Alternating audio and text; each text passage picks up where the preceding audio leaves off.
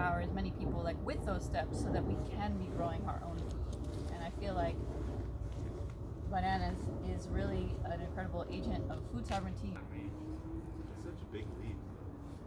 Big leaves, right? I love that. And yeah, and those are the things that when you start to think about learning varieties is like, okay, this one has big leaves, has a lot of kind of speckles on the trunk, like, you know, so it's like every restaurant imagine surrounded by bananas that they're feeding their compost scraps to. Every house could be surrounded by bananas that they're feeding their compost scraps to, and their showers could be connected to, instead of putting in the sewer system, which is flooding all of Miami.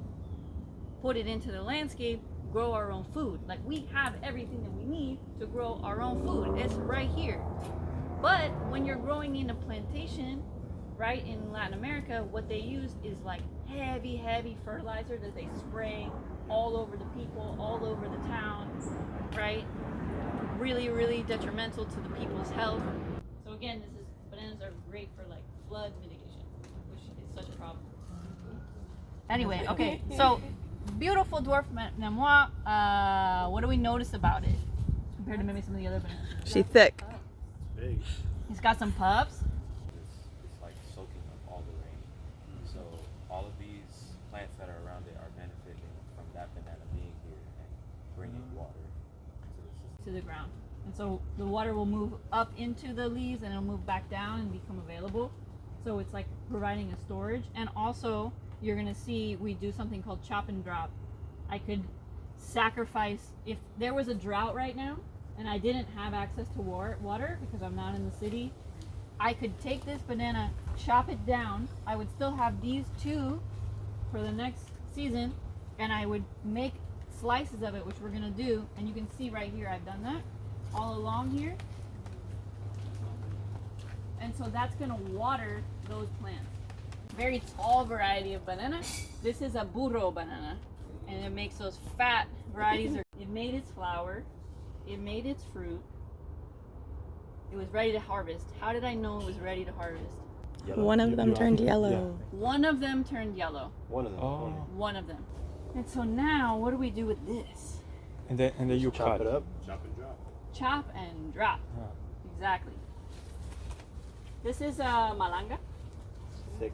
Malanga loves water too, so they hang out. Oh, that one. They have one in the school that I teach at. Okay. It's a circle of banana trees. Yeah. It's planted in a circle so that you can throw all the leaves that fall and everything that comes off of it and anything you cut off of it and like You flowers and present. stuff fall back into the circle and then create sort of like a compost system for that serves the trees themselves. Yes. That's all I know. I mean, that's everything about it. When I first started planting bananas, I was really psyched on banana circles. We had a banana circle workshop. 2020 pandemic came and I was like, we need chickens and we need banana circles. I was like, let's go. We're making banana circles. And so I don't plant them anymore. The reason I don't plant them anymore is because when I started going to other countries who are really trying to grow food, Cuba, Mexico, Guatemala, they weren't planting banana circles. With the banana circles, you have 1 million bananas growing, and so the banana itself is like focusing on making leaves and making more shoots and not as much on making the fruit, right? And so the people who are really trying to produce bananas, which is us, we're really trying to grow our own food, they say you don't want to have more than 3 generations in one, from one mother, from one family. Otherwise it's too much, right? Feed all those mouths. Like, To feed all those mouths, and the mother doesn't have enough energy to like fruit all of those that are coming up, right? And so we have to go through and we have to make some decisions and say we're gonna take this pup, or we're gonna be like, okay, I want this one and this one, but not this one and this one. So you remove the excess. So I remove it, and so then I use that material to add back to the bananas for food, for water, or I could put it around other trees. Maybe you guys noticed that over there, like I chop it and drop it and put it around the other trees, right? I feel like I've seen in movies or people who have like taken karate or jiu-jitsu and stuff like that, right? And they have to hit the board, you know? And they're like, you kick through the board. Don't kick the board, kick through the board. And it's like I learned that through the machete. That's Like an energetic. it's like an energetic thing. Yeah, like you have to go all the way through it. Sick. And that's how it works. This is a technique I just learned from this Brazilian guy. Brazilian people are really like leading the way in agroforestry. Wow, look at that one. They got the Amazon, you know. So this is what I learned from this guy. So I started there, and then my foot up here. Be careful not to slip. And then I have this. Wow. Right? Ooh, excuse me. Okay. Straight together there. Wow. And then I'm gonna use this. They just put it right down on the ground. So yeah, here's my coconut. Woo! So I can go here. Yeah, find your sweet spot. Woo! It's good. Nice. Didn't go quite as deep. Yeah, one more. One more, go whack. Woo! Yeah, Everybody cuídate, por favor. Yeah, I love my bananas. Woo! Woo! Wow! Nice. Power! Power. Yes!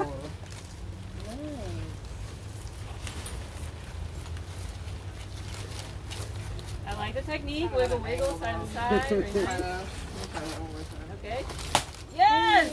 Nice. Oh yeah! Woo! Oh yeah! Yeah. Satisfying. My winning. Oh, Yes. And then I cut the Yes. No, it's a good. Cut yeah, it like you in can cut it half, again. yeah. Cut it in that. This way? Yep. Yeah, your machete's a little small for that. How fat that one is. Yeah, nice. Wow, you're born for this. Cool. I was going to cultivate the land. Yeah. Hey, Nice. They propagate. They have an apical dominance. What does that mean? I have no idea. So their tendency is to grow like straight up from the center. And so we want to say we're not doing that anymore. We want to grow new pups from the sides. So we want to encourage that. So we want to X that out or dig that out so it's not going to grow again from that center, and so it'll keep stimulating growth from the sides. What you can see is this down here, this is the corm, and then like this pup has its own corm or mother. The corm is the name for the mother, and then this is the pup shooting out of it, right? And so this is the plant, this is the heart. It has some roots already started, and yeah, this hard thing, that's the plant itself. This is the rhizome or the bulb, right? And so this, what I used to do, and many people do, they would just take this off and then we would plant it in the ground, right? But we're actually not going to do that. We're not going to do that because what happens when you do that? So I've broken off all these roots, but I still have this big expression of the plant. So now a hurricane comes. It gets big, a hurricane comes. It's not strong, it's not rooted into the ground. So I wanted to start over making roots, get strong roots first, get a strong foundation first, and then grow up from there. So what I'm gonna do, some people are shocked when they see this. See? That's my baby. This is just a leaf. This is just a leaf. It's okay. It's just a leaf. Oh, she's Yeah. leaking. Got a lot of water. Okay. So you see that all that water, right? So there's a drought. I'm using that to water my plants. Oh, you're gonna plant make that? this Oh, wow. Yeah. I thought you were gonna plant that. Okay, so this is still leafy Makes it stuff. stronger. So you're trying to cut. I'm gonna cut off these roots. It hurts a little. So sorry. And what I'm gonna do with this, I can plant this straight into the ground. Super hardy. Let it grow. And what I'm gonna do is I'm actually gonna plant it upside down. That's what I was like, what? This is what they're doing. This is what the people are doing. They plant it upside down, and now my dude has to come through around. It's gotta be like, But what happens is it makes it stronger. Strong. Right? It has to take more time to get to the Oh, it surface. does like this? Yeah. Right, it comes Yeah, from because here. of- It's gonna come from here and then pop back up. Whoa. right? So it's gonna take more time. So what's gonna happen in that longer period of time is I'm gonna make some sweet roots. So I'm gonna be super strong. So that It's really heavy, has a lot of weight to it, and so with this one, I'm gonna do kind of like throwing the weight to break the roots. Another one I could use is behind David. That's called a digging shovel or trenching shovel. It's nice and skinny, so I can get in there and put it through. Another option is a digging bar. It's just a heavy bar. It would be just like this, but it doesn't have a shovel at the end. It's just like a crowbar, kind of like straight. And that's what I see people use the most who are doing it regularly. And they have strong arms, and they're just like whack with the bar. So ideally, you don't want to use the regular shovels for this. Ideally, you don't want to use regular shovels because those will cut because they're at an angle, and so they'll cut in, and often they'll break off the mother in a way that will make it not viable. So we want it to be straight. So that's really great that you brought that up. Is it good? But then, yes, it's like so. Yeah, I don't like it. The flower is more tasty than The flower meaning the leaf. the red part. Okay, so what we're gonna do is the same thing that we did with the other one. We're gonna cut this off. Thank you very much. And this is gonna go back to the land. And so with this, if I were just to plant it underground, I would just remove these, right? And I would just go ahead and plant it, boom. To prepare for macro propagation, which is gonna end up looking like this, I'm gonna do a few more steps. Do we know what I'm talking about? What is this, macro propagation? Anybody have an idea? Making multiples of them? Making multiples of them. So instead of if I were to plant this in the ground, I'm gonna make one banana. But instead of that, I'm gonna do this other technique and I'm gonna make multiple bananas. From one method. Another method is to X this out. Remember we talked about over there too? We made the little hole, right? So we're gonna kind of X this out here. And we're gonna say no more. We're not coming up from here. And so what we're gonna do is expose the sides. We're gonna clean up so we can see. It's crazy. When I first saw this, I was like, oh my God, you just hacking away. What the heck is we doing here? Like, you're cutting it all off, and then what you expose these little eyes where more bananas can pop up from. This is an abundant plant. There's a lot of energy in this little corm. It's wild that this is just a leaf. Like, this is the plant, and it has so much energy in this to make more. This is like the seed essentially. So this is a neutral kind of medium. Rather I don't need to use soil. So that's no soil. That's no all soil. sawdust. Oh, All wow. sawdust. They suggest not using soil. So you would use either sawdust or coconut coir or peat moss. Something that's like a new. Very nice. Look at that. Right.